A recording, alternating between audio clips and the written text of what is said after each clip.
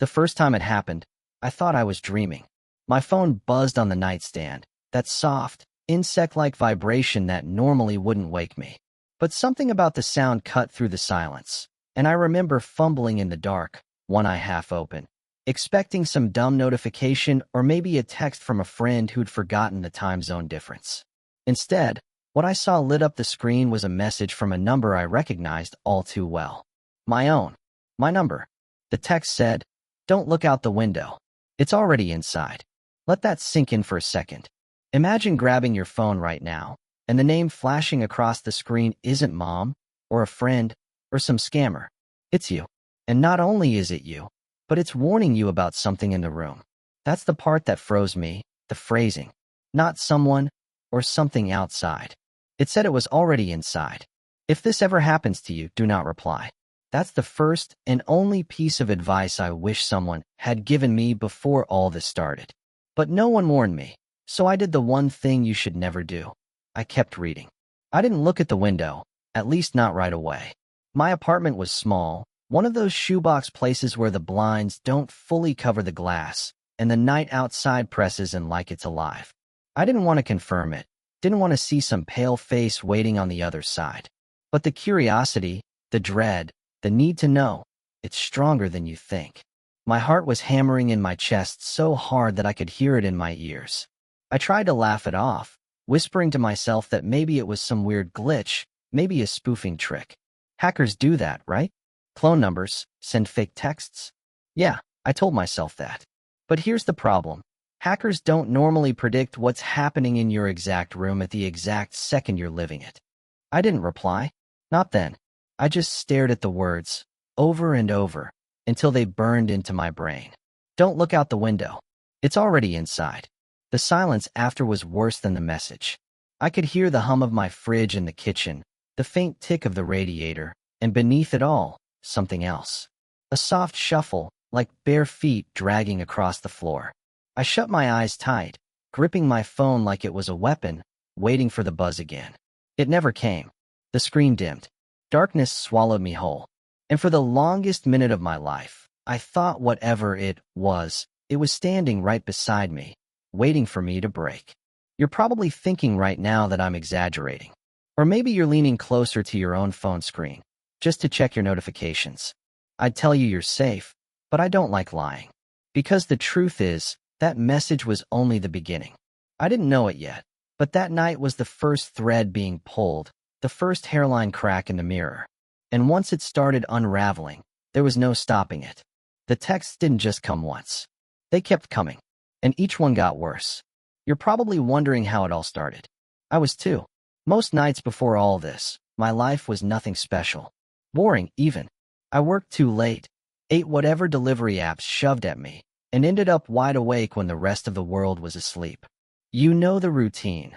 Lying in bed, blue light burning your retinas while your thumb scrolls endlessly, chasing the next meaningless post that might trick your brain into releasing a drop of dopamine. That's where I was the night before it started, caught in a doomscroll spiral. Group chats buzzing with memes, half the people already asleep, the other half posting nonsense like they were comedians in a midnight open mic. I remember one of my friends sending the 50th TikTok of the night, some stupid soundbite of a cat attacking a printer. We all spammed El Mayo in the chat, even though none of us were actually laughing. It was ordinary, relatable, too ordinary, in hindsight. Because the thing about nights like that is you stop noticing the background. The radiator knocking, the faint creak of pipes expanding in the walls, even the little sound my phone made when the group chat went quiet. And for the first time in hours, there was nothing, no pings, no gifs, no recycled jokes. Just silence. I should have noticed the silence. Instead, I scrolled further, half asleep, half numb. News headlines about things happening on the other side of the world. Clickbait articles promising 10 things you should never Google after midnight. I smirked at that one. The irony didn't hit me until much later. Back then, I brushed it off. Because nothing really bad happens in the glow of your phone, right? Not when your lock screen is plastered with dumb selfies and pizza delivery notifications. That's what I told myself. And maybe that's why I ignored the first few signs. The way the battery seemed to drain faster when the clock ticked toward midnight. The way my screen flickered for just a second, like the pixels themselves shivered. Or how the typing indicator in the group chat appeared for a long, long time, only to vanish without anyone sending a message. All of it seemed harmless. Little glitches. Stuff you shrug at. All of it seemed harmless. Little glitches. Stuff you shrug at. I didn't know yet that those tiny cracks were the start of something bigger, something I should have paid attention to. But when you live on your phone, when your whole life feels like it bleeds through a screen, you stop questioning what's real and what's a glitch. So I just kept scrolling. Eyes heavy, joints stiff. The last thing I remember thinking was how stupid it was to still be awake. And then it happened. The faint buzz on my nightstand. Not the constant vibration of group messages. Not an alarm or reminder. Just one, precise, deliberate buzz. I squinted at the time. 12:01 a.m. When I saw the notification, I didn't panic right away. I mean, who would? My first thought was some dumb glitch, or worse, a scammer running one of those sim spoof tricks I'd heard about. You know, the kind that makes it look like you're getting a call from your own number. Creepy, sure, but explainable. So I picked it up, unlocked the screen, and read the text. It was short. Almost too short. Don't turn your head. Keep looking at your phone. I froze, half laughing, half frowning. Classic hacker creepypasta material, right? It had to be a joke. Except, and here's the part that lodged in my chest like an ice splinter, that was exactly what I was doing. Sitting there, phone in hand, head tilted down, not moving. The message knew what I was doing right now. I told myself it was coincidence. Probability. If you text something vague enough, it'll apply to anyone. Like horoscopes. But then another buzz. Scratch your left arm if you're reading this. Against my better judgment, against common sense, my left hand twitched and dragged my nails lightly across my skin. And as if it had been watching me the entire time, another message appeared instantly. Good. That's when the humor drained out of me. I wasn't laughing anymore. My tongue felt thick in my mouth, and the silence of the room pressed harder, like the walls were leaning closer just to hear my reaction. I typed back, or I almost did. My thumbs hovered over the keyboard, but the thought of hitting send made my stomach churn. I didn't want to give this thing proof that I was playing along. But what if it already had proof? Another buzz. Don't go to the kitchen. The light will give you away. My blood ran cold. The kitchen? Why the hell mention that? I hadn't even thought about getting up. My fridge made a faint hum, like it was acknowledging the message too. I wanted to throw the phone across the room, shut it off, bury it under pillows, anything. But I couldn't. My eyes were glued to that glowing screen like it was a lifeline, or maybe a noose. The next message came before I could breathe. You left the bathroom light on. And here's the worst part. I hadn't even noticed until that second, but a faint sliver of brightness leaked beneath my bathroom door. I hadn't told anyone. Hell, I hadn't even registered it consciously. But somehow it knew. That's when the rational explanations dried up. No hacker was sitting in my walls. No prankster had a camera hidden in my apartment. There was only one possibility, and it was the one I didn't want to admit. Whatever this was, it was close. I sat there, shivering, my phone heavy in my sweaty hands. Buzz. You're breathing too loud. My throat locked up. I swallowed hard, silently, and realized I'd been gasping like a hunted animal. I should have stayed quiet. Should have stayed frozen. But panic makes you stupid. Panic makes you do exactly what you shouldn't. With trembling fingers, I opened the keyboard and typed one single word. Who? For a long, terrifying moment, nothing happened. Just the glowing screen, my reflection staring back at me in the black bezel, eyes wide and hollow. Then, slowly, the three little dots appeared. Typing, typing, typing. I waited, my pulse a deafening drum in my ears. And then it answered. Me. After that reply, me. I told myself I'd put the phone down, block the number, do anything except stare at the glowing screen. But I didn't. I couldn't. It was like my hands belonged to someone else, glued to the device, waiting for the next buzz. And it came, of course. In 30 seconds, the lights will go out. Don't move. I whispered to myself that it was just more psychological games. Someone with access to my account, screwing with me. Except when I counted, 30 silent, stuttering seconds later, the overhead bulb fizzled and popped, plunging my apartment into darkness. I sat there in the pitch black, phone screen burning against my face, heart clawing its way out of my chest. The texts weren't threats. They were instructions, and I was stupid enough to follow them. Another vibration. Stay calm. Don't go to the window. That line again, the window. Always the window. But I wasn't thinking about the glass. I was thinking about what had just happened. A power outage, predicted to the second. Coincidence? Impossible. Unless this wasn't someone messing with me. Unless it knew something I didn't. Before I could think too long, another text buzzed in. Car alarm. 3, 2, 1. And right on cue, a shrill wail tore through the street outside. A neighbor's car erupted in blaring panic, echoing off the buildings. My breath hitched in my throat. I told myself I needed proof. Hard proof. Something undeniable. My finger hovered over the text box, daring myself to ask it. But I didn't need to. It anticipated me. The scream is next. I froze. My eyes darted around my dim room, searching for what exactly? I didn't know. The anticipation coiled inside me like a live wire. And then, slicing through the car alarm's howl, a sound erupted that made every hair on my body rise. A scream. A real, human scream. Muffled, but close. Somewhere in the apartment complex. I dropped the phone onto the bed, my hands shaking so badly I couldn't hold it anymore. My rational mind was clawing for explanations. Elaborate prank, mass coincidence, sleep-deprived hallucination. But none of them stuck. When I picked it up again, there was another message waiting. Good. Now lock your door. I didn't want to move. Didn't want to obey. But something deeper, primal, told me to do it.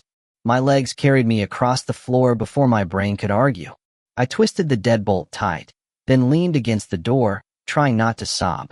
I typed back, desperate this time. What do you want? No answer. Not for a long minute. I thought maybe I'd broken the spell, maybe whoever, or whatever, was behind this had lost interest. Then, don't ask questions. Just listen. You'll survive longer. Longer. That word lodged like a splinter. Not survive, just longer. Like a timer was already ticking down. I should have thrown the phone, smashed it, anything. But instead I clutched it tighter, every nerve in my body begging for the next instruction. That's the thing no one tells you about fear. It makes obedience feel like safety. And it knew that. Buzz. Don't look in the mirror. That one stopped me. Of all the commands, all the predictions, that was the first that felt wrong in a different way. Personal. My bathroom mirror was 10 feet away, behind a thin door. I could almost feel it through the wall, like it was listening too. My pulse thudded in my ears.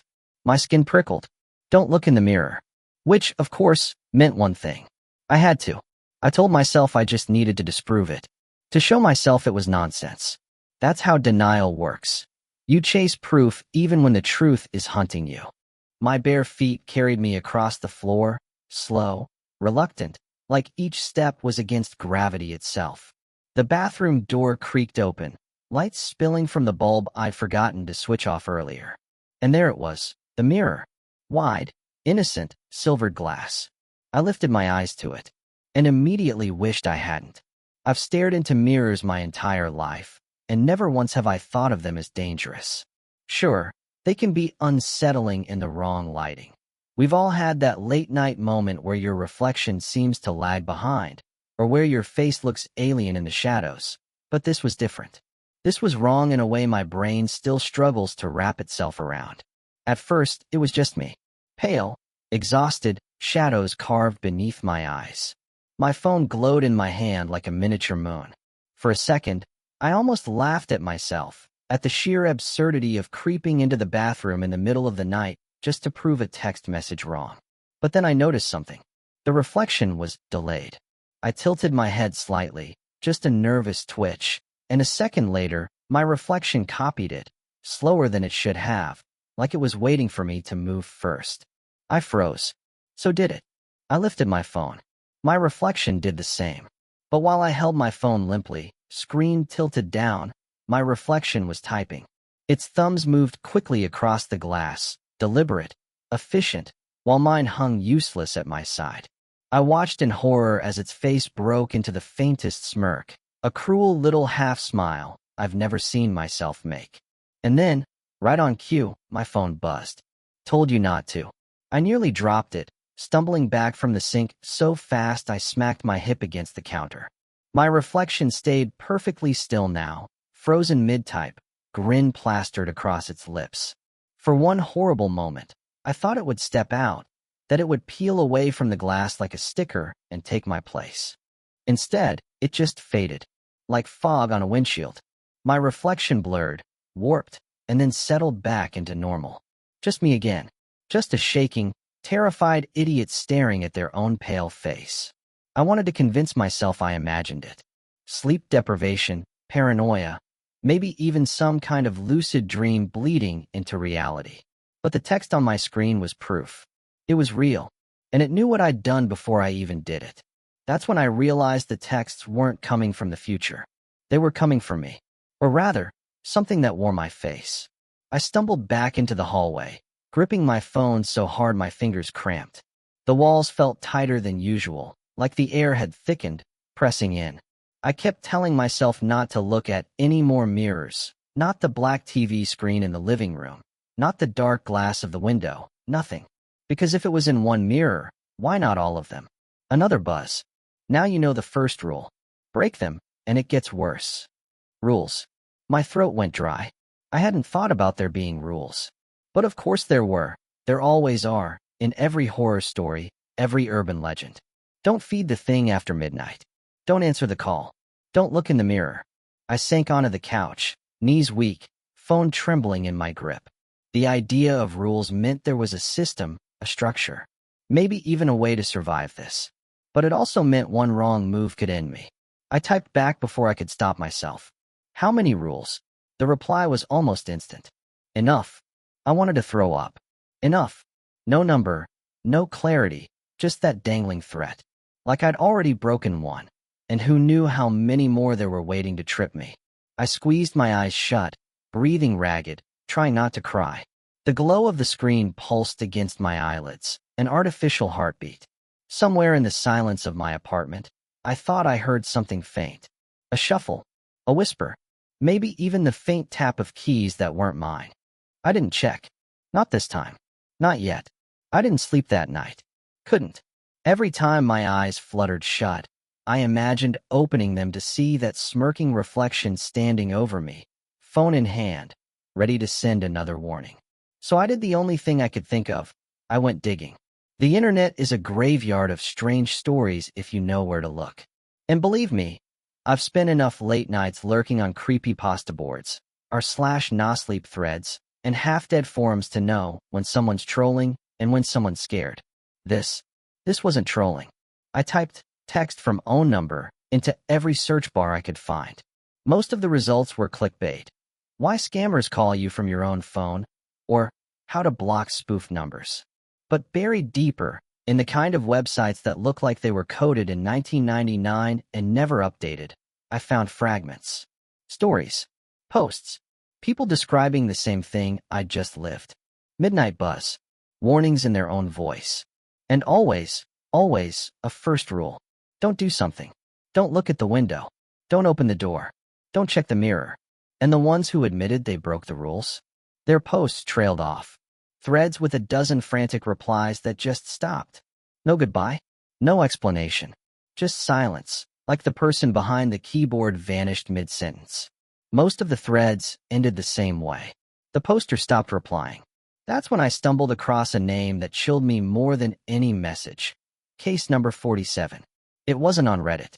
It wasn't on 4chan or Twitter. It was on some obscure archive site.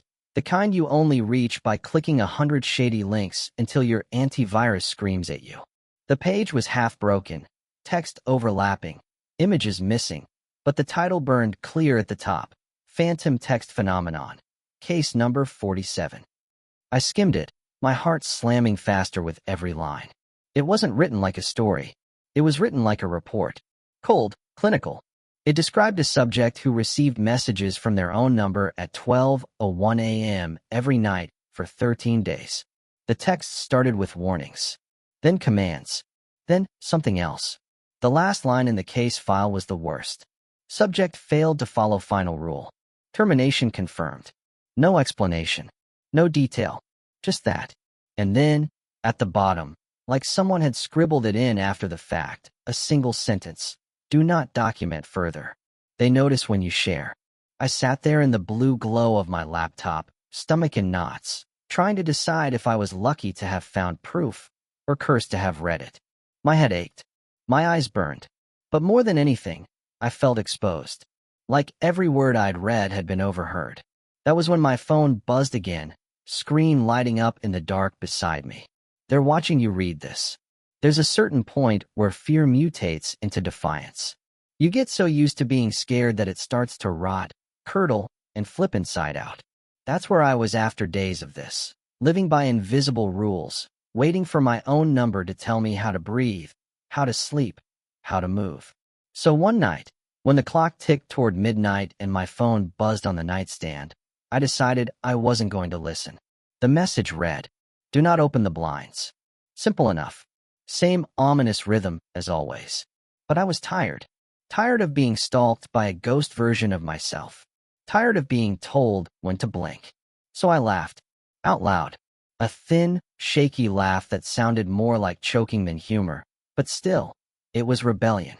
I stood up, walked straight to the window, and pulled the blinds wide. The street outside looked normal. A few parked cars. A flickering street lamp.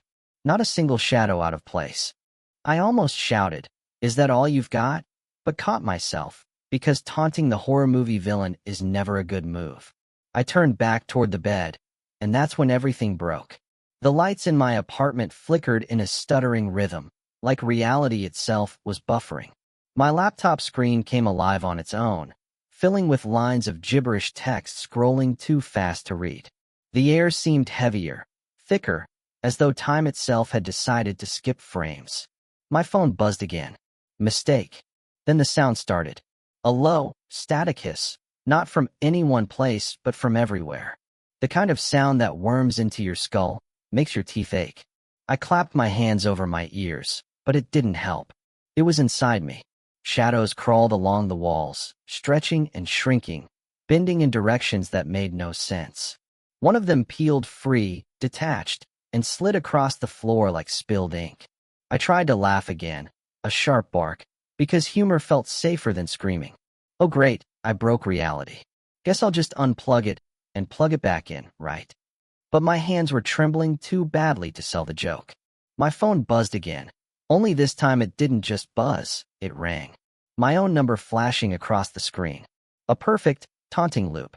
And I knew, instinctively, that this was different. The texts were one thing, but answering that call, that was a threshold. Once crossed, there'd be no going back. I stood frozen, the ringing slicing through the static, each vibration rattling my bones. My mind raced with the rules I didn't know, the ones I hadn't been told yet. Maybe the most important one was the one I was about to break. But curiosity is a poison, and I've always been terrible at resisting poison. My thumb hovered over the green icon, breath hitching, sweat dripping down my neck. I could almost hear something on the other side of the call, even before I answered. Breathing. Familiar breathing. And then, because I'm an idiot, I did it. I answered. When I broke the rule, my phone called me. The first thing I heard wasn't words. It was breathing. My breathing. That uneven, panicked rasp I knew too well. But it wasn't coming from me. It was coming through the phone, from the other side of the call. I almost hung up right then. Almost. But some part of me, that same poison curiosity that had dragged me this far, kept the phone pressed to my ear. Then the voice spoke. My voice. But not exactly. It was older, cracked, stretched thin with exhaustion. Imagine your voice run through a decade of sleepless nights and every regret you've ever carried. That's what it sounded like. Don't, it whispered. Don't keep reading. Don't keep telling them. I swallowed, throat dry. Who are you? You know who I am, it croaked. You feel it. You felt it since the first text. I gripped the phone so tightly it dug into my palm. Why are you doing this? I'm not. The voice said, brittle, urgent. I'm trying to stop you. Every word you speak, every thought you give to them, It feeds it. You're making it real. Stronger. Spreading. The static on the line surged, buzzing like a swarm of flies. I pressed the phone tighter to my ear, straining to catch the fragments of my own ruined voice. You think it's just you, but it's not. Every listener, every reader, anyone who hears this, anyone who sees the words, it touches them too. If you're listening to this, maybe you're part of it now too. The bottom fell out of my stomach. I almost dropped the phone. For the first time, it wasn't just about me. It was about you. Whoever you are, sitting in the dark, leaning closer, wondering if your own phone will buzz after midnight. I tried to speak, to ask what it wanted me to do, but the words tangled in my throat. The voice filled the silence for me. You have to stop. Stop telling it. Stop showing them. Break the chain before it's too late. But there was something underneath its desperation, something off. The longer I listened, the more I noticed my voice was layered. Like two recordings spliced together, slightly out of sync. One begging, one whispering too low to catch. And then, as if it had been saving its strength, it shouted, "Listen to me, stop reading." The sound nearly blew out my eardrum. I yanked the phone away, but even at arm's length the voice bled through, a ragged scream that shook the walls. I wanted to hang up. I needed to hang up. But I couldn't. My thumb wouldn't move. Don't you see? It hissed now, softer again. This was never about warnings. The texts aren't to protect you. They're to train you. Every command, every rule, it's grooming you to obey. And the moment you trust it completely, you're gone. A chill shot through me, colder than anything I'd felt yet. Because deep down, I knew it was right. I'd already followed so many instructions. Without thinking, without fighting. The static roared again. The voice fractured, overlapping itself, whispering in jagged fragments. Don't trust me. Don't trust it. It's already too late. And then, suddenly, it all went quiet. For a few agonizing seconds, the line was dead. Just silence. Then one final breath, and a single, broken command. Don't open the message at midnight. No matter what. The call cut out. My screen went dark. And a new text appeared instantly. Midnight. Final instruction. Midnight doesn't sneak up on you when you're waiting for it. Each second slams down like a hammer. 11:58, 11:59, and then 12 o'clock. My phone lit up like a dying star. Not one message. Not 10. Hundreds. The screens stuttered as they poured in. My own number, over and over, filling every inch of space. Each text buzzing so fast the vibration became a steady growl in my hand. I couldn't even read them all. They stacked, collapsed, scrolled off before I caught the words. But fragments stuck out in the blur. Run. Don't look up. It's behind you. Listen to me. And, strangest of all, repeated again and again, I'm sorry. The walls of my apartment seemed to warp under the weight of it all. Corners bent at impossible angles. Shadows bled upward instead of down. My reflection on the darkened TV screen split into two, each one a fraction too slow, watching me with wide, unblinking eyes. The buzzing stopped. Silence. And then, 3 knocks at the door. Slow. Heavy. The kind of knock that isn't asking permission. My phone lit again. One message this time. Don't open it. It's me. I froze, the words drilling into my skull. My pulse thundered. My mouth went dry. Another knock. Louder. I wanted to scream through the door. If you're me, then who the hell is texting? But the sound jammed in my throat. Because that was the truth of it, wasn't it? If the thing outside really was me, then who was inside this phone? Which version of me was lying? The silence stretched, unbearable. I stared at the door, heart rattling like it wanted out. Every instinct screamed at me to do something. My phone buzzed again. A second message, following the first. Don't trust me. I staggered back, nearly dropping the phone. My knees hit the edge of the bed, and I slid down, staring between the door and the glowing screen. 2 messages. 2 warnings. Both from me. Both impossible. The knock came again, sharp, insistent. And with it, something else, breathing. Right outside. Familiar breathing. My breathing. The air felt electric, humming with static, like the whole apartment was holding its breath with me. I raised my hand toward the doorknob. Stopped. Pulled back. My phone buzzed once more, screen filling with one final sentence that burned brighter than the rest. If you open it, only one of us walks away. My head spun. My chest tightened. I didn't know what to believe, who to believe, if either version of me was even real anymore. The knob rattled. Once, twice, and then the last message appeared, almost gentle this time. It's me. The knock stopped. The phone went black. I sat in the dark, waiting for the next sound, the next vibration, the next proof that I hadn't just slipped into madness. But nothing came. The door never opened. The texts never came back. And I never found out which version of me had been telling the truth. And the worst part? I'm still not sure if midnight ever really ended. Because even now, right now, as you hear this, I need you to ask yourself, if it wasn't me outside, then who was texting? I've been trying to piece it together ever since. What happened that night? Which version of me was real? Which version won? But the truth is, I don't remember it cleanly anymore.